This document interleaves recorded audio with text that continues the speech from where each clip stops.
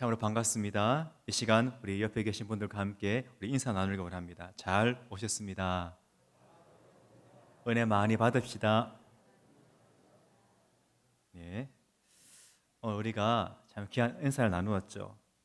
이 예배 시간에 오시기가 참 쉽지 않습니다. 그럼에도 불구하고 이 자리에 오신 우리 성도님도 환영하고 축복하고, 또 방금 우리 나눈 인사처럼 우리 주일 오후 찬양 예배 시간이 풍성한 은혜를 경험하는 복된 시간 되기를 간절히 소망합니다. 오늘 이 자리에 함께한 우리 성도님들께서는 평소에 혹은 앞으로 어떤 일들을 진행해 나가실 때에 분명한 목표를 세우고, 그리고 그 목표를 향해서 세밀하게 또 계획하면서 그렇게 일들을 준비해 나가십니까? 아니면 그때그때 주어지는 상황에 따라서 그렇게 살아가고 계십니까? 아마도 오늘날을 살아가는 대부분의 사람들은 어떤 일들을 시작할 때에 분명한 계획을 아주 꼼꼼하게 그렇게 세우고, 그 후에 그 계획대로 실천하면서 살아가려고 아마 부단히 노력할 것 같습니다. 초등학교 시절부터 우리는 무엇을 만들었습니까? 동그란 원을 그려서 시간별로 우리 칸을 구분해서 그렇게 우리가 시간을 활용하는 법을 우리가 배웠습니다. 그 시간을 관리한다는 것, 그것이 얼마나 중요한 것인지 우리는 어릴 때부터 우리가 배웠던 겁니다. 대학생이 되었으면 또 어떻게 합니까? 학과 일정에 따라서 수업 시간표를 아주 꼼꼼하게 짜죠. 그리고 그에 맞게 모든 학과 일정을 계획하고 행동하게 됩니다. 뿐만 아니라 대학을 졸업 후에 취업을 하면서부터는 또 어떤 생각을 하게 됩니까? 주어진 직장에서 삶의 그 타임테이블에 맞춰서, 그 근무 환경에 맞춰서 자신의 생활에 필요한 부분들, 그러한 부분들을 우리가 세밀하게 계획하고 또한 그에 맞춰서 살아가게 되는 것이죠. 이렇게 우리는 어려서부터 시간을 계획하고 또한 그 계획에 따라서 살아갈 때에 참으로 효율적으로 하루의 일과를 사용할 수 있다는 것을 우리는 깨닫게 됩니다. 자, 그렇다면은 이러한 너무나 우리의 인생에 있어서, 우리의 삶에 있어서 중요한 시간 관리하는 것, 이 시간 관리하는 그 능력이 사회생활에만 국한되는 것이겠습니까? 그렇지 않을 거예요. 이 땅에 살아가면서 믿음 생활을 해 나가는 우리 모든 성도님들에게도 동일하게 적용되는 것인 줄 압니다. 우리 믿음의 성도라면은 누구나 하나 것 없이 바쁜 일과 가운데서도 우리는 시간을 내어서 아침마다 큐티를 하기를 힘쓰고, 또한 정해진 시간마다 기도하기를 힘쓴다는 거예요. 주어진 그 하루의 삶들, 매 시간들을 좀 더 예수님을 닮기 위해서, 예수님을 닮아가는 그러한 삶을 살아가기를 우리가 다짐하고 또 결심하고 그렇게 하루하루를 나아간다는 것입니다. 그리고 이렇게 계획한 대로 날마다 살아가야 하는 것, 그것이 참으로 중요한 것임에도 불구하고 문제가 있죠. 그 문제가 무엇입니까? 우리가 아무리 이러한 계획을 짜고 살길 원한다 할지라도 그 계획들, 우리가 다짐했던 그 모든 일들이 처음처럼 진행되지 못한다는 거예요. 처음의 다짐처럼 오래 가지 못한다는 것이 문제인 겁니다. 우리가 2022년도를 맞이했습니다. 연초에 얼마나 많은 신앙의 다짐들 우리가 했습니까? 아마 대부분의 성도님들께서는 올해에는 내가 성경을 100독해야지. 100독은 무리일 것 같고요. 한 10독을 한번 생각해 봅시다. 10독을 해야지 라는 결단을 아마 하셨을 겁니다. 매일 정해진 시간에 정한 만큼의 복음을 전해야지, 이와 같은 다짐도 아마 하셨을 거예요. 그러나 그 모든 다짐들, 그 모든 계획들이 처음에 생각과는 다르게 몇 달은커녕 며칠도 가지 못하는 경우가 우리가 얼마나 많이 겪습니까? 그렇다면은 왜 우리가 이렇게 믿음 생활을 잘해보기 위해서 노력해도 이 같은 계획대로의 삶이 계속 해서 유지되기 힘든 것입니까? 우리 안에 하나님의 은혜가 부족해서일까요? 도대체 어디에 문제가 있기 때문에 우리의 믿음이 이렇게 시간이 갈수록 약해져 가는 것이고 또한 힘을 잃어버리는 것이겠습니까? 그리고 어떻게 하면은 우리가 받은 은혜를 잃어버리지 않고 우리가 그 은혜들을 잘 간직하면서 더 깊은 하나님의 사랑을 우리가 체험하며 나갈 수가 있겠습니까? 오늘 우리는 본문 야고보서를 통해서 그 해답을 한번 찾아보고자 합니다.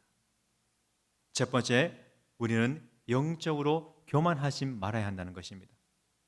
다 함께 26절을 보시기 바랍니다. 26절에 보면은 이렇게 기록하고 있죠. 누구든지 스스로 경건하다 생각하며 자기 혀를 제갈 물리지 아니하고 자기 마음을 속이면 이 사람의 경건은 헛것이라. 자, 이 말씀을 보면은 뭐라고 기록하고 있죠? 스스로 자신이 경건하다고 생각하지 말라는 겁니다. 우리 스스로가 생각하기를 내 안에 참 너무나 은혜가 충만하다 이렇게 여길 때가 있다는 거죠. 그러한 느낌을 우리가 가지게 될 때 그때를 조심하라는 겁니다. 우리 사랑하는 성도님들, 우리가 어떠한 계기를 통하여서 풍성한 은혜를 경험할 때가 있습니다. 그러나 그렇게 받은 은혜 시간 계속 지속되던가요? 그렇지가 않죠. 그 받은 은혜 계속해서 충만하게 유지되지가 되는 것이 쉽지가 않다는 겁니다. 그렇기 때문에 우리는 어떻게 됩니까? 날마다 주시는 그 성령님을 소멸하지 않기 위해서 우리 늘 성령의 뜻대로 살아가기 위해서 우리가 노력해야 된다는 것입니다. 나의 모든 순간 가운데 하나님께서 은혜 주시기를 우리는 늘 사모하며 그렇게 우리가 나아가야 한다는 것이죠. 그러므로 우리 사랑하는 성도님들, 영적으로 우리가 교만하지 않도록 늘 깨어 있을 수 있기를 간절히 소망합니다. 이만하면 됐지, 이 정도 우리가 은혜를 받으면 됐지, 이러한 생각 절대 우리는 가져서는 안 된다는 거예요. 우리가 예수님의 삶을 한번 돌이켜 보았으면 좋겠습니다. 예수님의 그 사역의 현장을 우리가 한번 보게 되면은 예수님이 어떤 삶을 사셨습니까?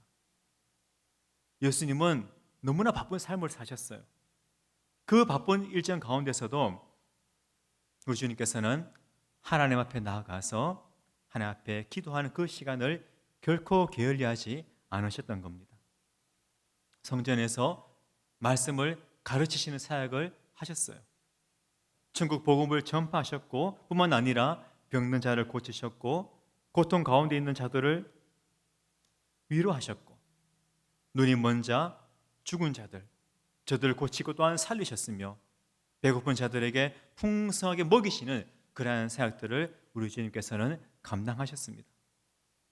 그러한 바쁜 일정을 소화해 나가시면서도 그 가운데 우리 주님께서는 하루의 그 시간 가운데 자신을 인도하실 그 하나님을 기대하며 아버지의 세밀한 음성에 귀 기울이는 자세를 잃지 않으셨던 겁니다. 그러므로 오늘 우리 믿음의 우리 성도님들께서도 영적으로 교만하지 않기 위해서 매일 정해진 그 시간 가운데 교회에서나 때로는 가정에서나 때로는 주어진 그 삶의 현장 가운데서 정해진 그 자리 가운데서 하나님 앞에 엎드리는 그러한 기도의 자세를 우리가 잃지 않기를 간절히 소망합니다. 우리가 하나님 앞에 엎드림으로 겸손하게 우리가 나아갈 때에 우리의 그 모습을 우리 하나님께서는 기뻐 받으시는 줄 믿습니다. 두 번째, 우리가 조심해야 될 것이 있다면 바로 말을 조심해야 한다는 거예요. 우리의 신체 가운데 가장 무서운 무기가 있죠. 무엇입니까? 손이 아닙니다. 발도 아니죠. 바로 우리의 입, 우리의 입술, 우리의 혀라는 것입니다. 우리가 가지고 있는 이 입과 혀를 통하여서 상대방에게 참으로 많은 상처를 주기도 한다는 거예요.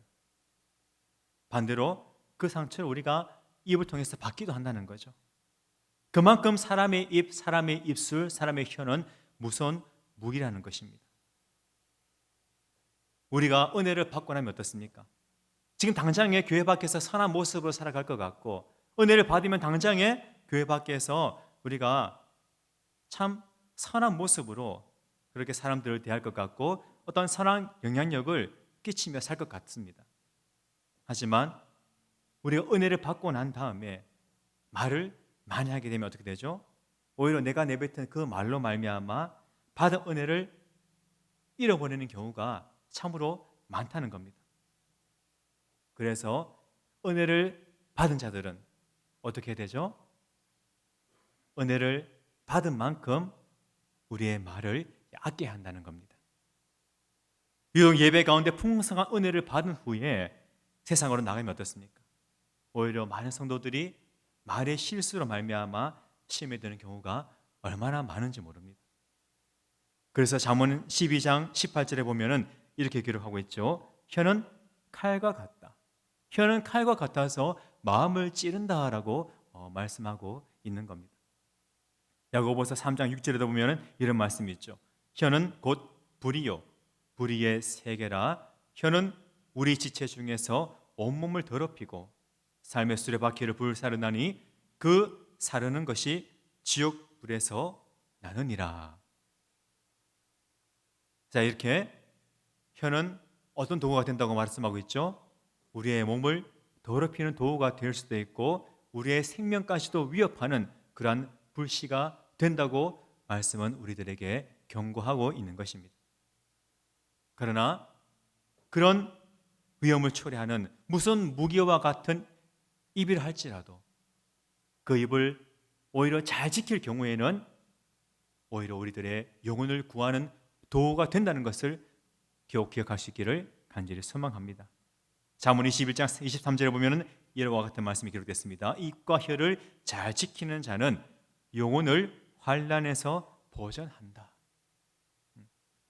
똑같은 의미임에도 불구하고 잘못 사용할 경우에는 사람을 죽이는 도구가 될 수 있지만 반대로 그 무기를 잘 사용하게 되면 우리의 영혼을 환난에서 보전하는 너무나 귀한 도구가 된다는 것입니다. 오늘날 이 시대를 한번 우리가 돌이켜볼 수 있게 바랍니다.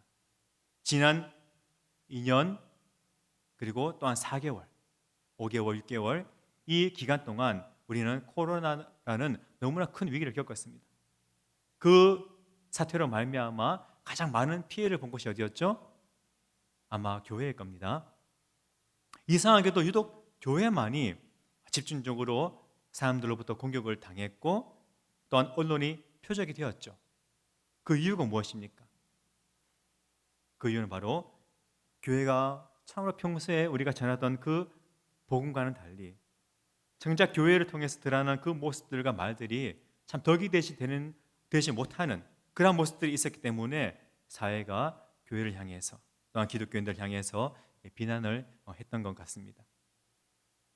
사회가 혼란스러울수록 오히려 교회가 더욱더 그늘진 곳에서 그리고 소외된 곳에서 묵묵히 맡겨주신 그 일들을 우리가 감당해야 함에도 불구하고 입으로만 정의를 외치고 정작 행위로는 하나님의 영광을 가리는 일들을 많은 교회들이 부끄러움 없이 행하고 있었다는 거예요. 물론 대부분의 교회와 대부분의 성도들이 참으로 주님께서 주신 그 말씀대로 살기 위해서 힘쓰고 있습니다. 소외된 곳, 참으로 남들이 알아주지 않는 그런 은밀한 곳에서 묵묵히 선한 사명을 감당하고 있는 것이 오늘날 대부분의 교회들의 모습입니다. 하지만 일부 교회에서 참으로 선하지 못한 그 행위들로 함으로 말미암아 한국교회 전체가 이와 같은 비난의 화살을 받았던 겁니다. 그러므로 우리 사랑하는 성도님들, 우리의 입을 성령의 제갈로, 말씀의 제갈로 물릴 수 있기를 간절히 소망합니다. 꼭 필요한 말만, 그리고 사랑의 말, 감사의 말, 이러한 말들만 우리가 하며 나아갈 수 있기를 간절히 소망합니다.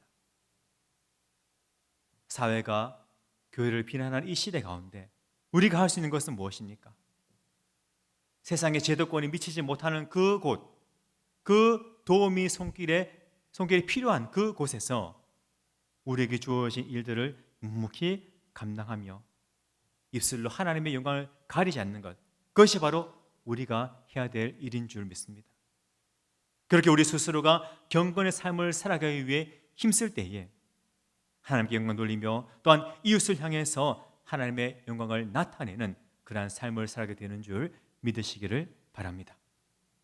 세 번째, 27절에 나오는 것처럼 고아와 과부들을 그 환난 중에 돌아볼 수 있어야 한다는 겁니다.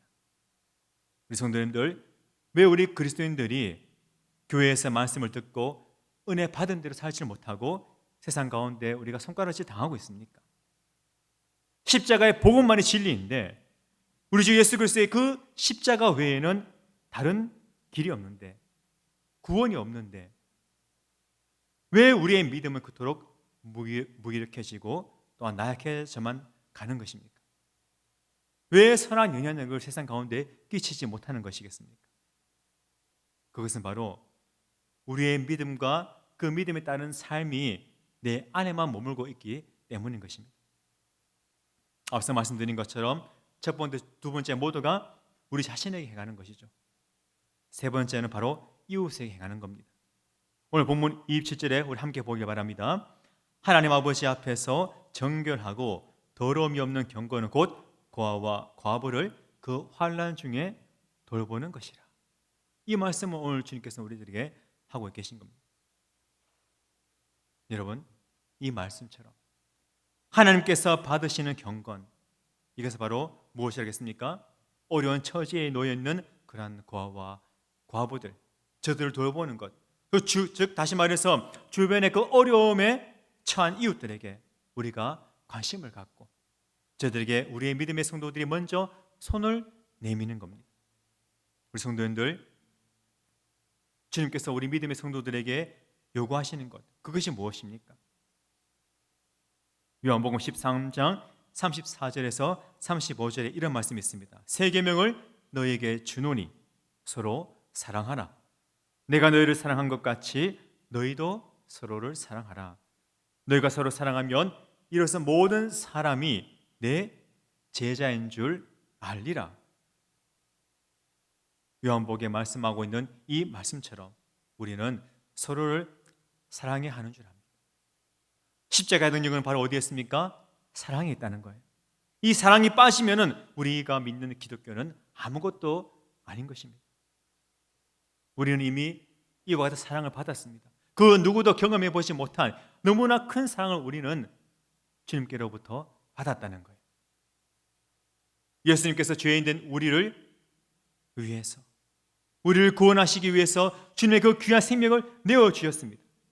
그 생명을 내어주심으로 말미암아 우리는 질신된 그 사랑이 어떤 것인지를 우리가 충분히 깨달을 수가 있었고 경험하게 된 것입니다. 그 사랑을 우리가 먼저 깨달았기 때문에 오늘 우리들 또한 우리가 경험한 그 사랑을 이웃을 위해서 아낌없이 우리가 베풀며 나갈 수가 있어야 한다는 사실입니다. 사실 지난 2년이라는 그 기간 동안 교회가 이렇게 비난을 받고 전도하기 힘든 경우가 또 언제 있었겠습니까? 아마도 이제 코로나 이후로는 교회가 이제 이전과 같은 방법으로는 부흥과 성장을 기대하는 것이 사실상 어려울 수도 있을 것 같습니다. 그러나 그렇다고 해서 방법이 없는 것이 아닙니다.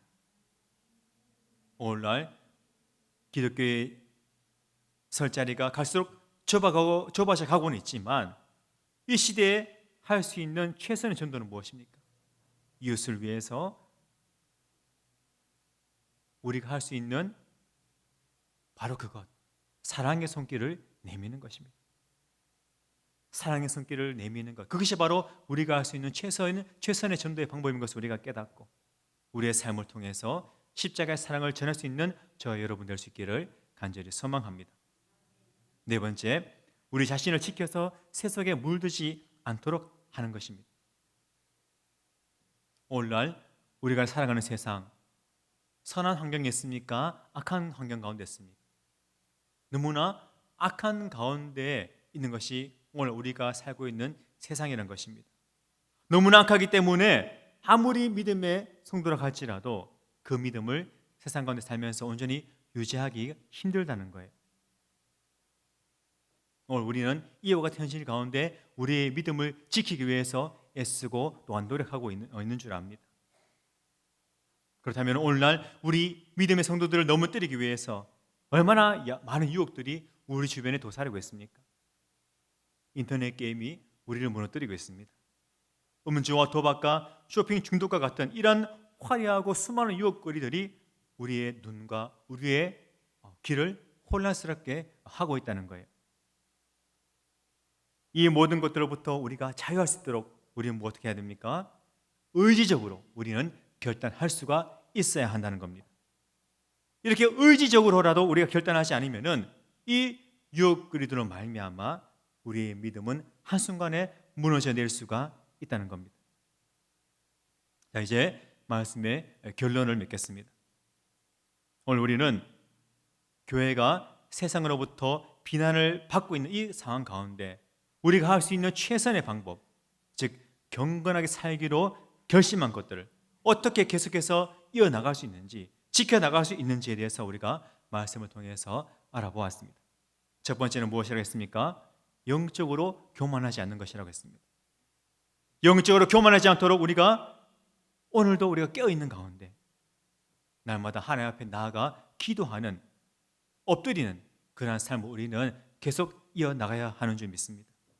오늘 하루의 삶을 누구에게 맡기고 하나님께 맡기고 하나님께서 인도해 주실 것을 우리가 믿으며 하나님의 세밀한 그 음성에 귀 기울이는 자세를 잃지 않기를 간절히 소망합니다. 두 번째는 혀와 말을 조심해야 한다는 겁니다. 말에는 능력이 있다는 겁니다. 말에는 능력이 있기 때문에 사람을 죽이기도 하는 것이고 사람을 살리기도 한다는 것입니다. 한마디의 말로 인해서 받은 은혜를 우리가 몽땅 쏟아부을 수도 있고 반대로 한마디의 말로 말미암아 한 영혼을 구할 수도 있는 겁니다. 그러므로 은혜 받은 성도들은 말을 아낄 수 있어야 한다는 것 꼭 기억할 수 있기를 간절히 소망합니다. 세 번째가 가장 중요하죠. 고아와 과부들을 그 환난 중에서 돌아보는 것입니다. 이것이 바로 기독교의 능력인 것이고 이것이 바로 이 세상 가운데 드러낼 수 있는 교회의 가장 선한 영향력인 것을 우리는 반드시 기억해야만 할 것입니다. 우리는 그동안 교회 안에서 하나님의 사랑을 많이 외쳤습니다. 그러나 그렇게 외치고 있음에도 불구하고 정작 우리 이웃에 관해서는 너무나 철저하게 외면하는 모습을 가지고 있었다는 거예요. 내가 굳이 나서지 않아도 다른 사람이 나서주겠지. 이와 같은 생각으로 외면하는 모습을 우리는 은연중에 가지고 있었다는 겁니다.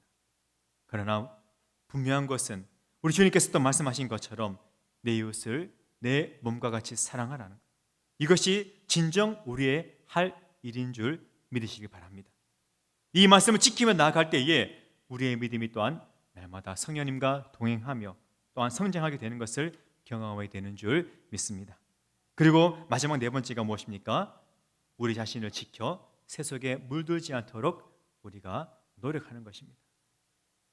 우리 사랑하는 대동교회 우리 성도님들, 오늘날 예수 믿는 그 이유 하나만으로 얼마나 많은 이들이 세상 가운데 손가락질 당하고 또한 직장에서 우리가 숨죽이며 믿음의 성도임을 드러내지 못하고 그렇게 살고 있지 않습니까? 예수 믿는다는 이유 하나만으로 남들보다 더 불이익을 당하거나 또한 지속되던 그러한 거래가 취소되는 그러한 어려움을 우리가 겪지는 않았습니까? 그러나 그렇다 할지라도 낙심하거나 실망하지 않기를 간절히 바랍니다. 사회가 혼란스러울수록 오히려 진리가 빛을 발하는 거예요. 그러므로 믿음으로 살기 어려운 이 시기 가운데 오히려 우리 믿음의 성도들이 세상이 감당하지 못하는 이와 같은 일들 말없이 묵묵히 행하며 사랑의 삶, 어떤 섬김의 삶, 이와 같은 삶을 살아갈 수 있기를 간절히 소망합니다. 그러한 삶을 살기 위해서 우리가 노력할 때에, 힘쓰며 나아갈 때에 그 모습 자체가 전도의 도구가 되는 것입니다.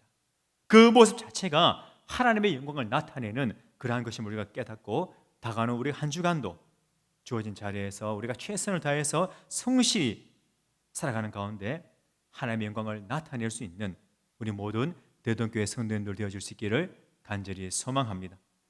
기도하겠습니다.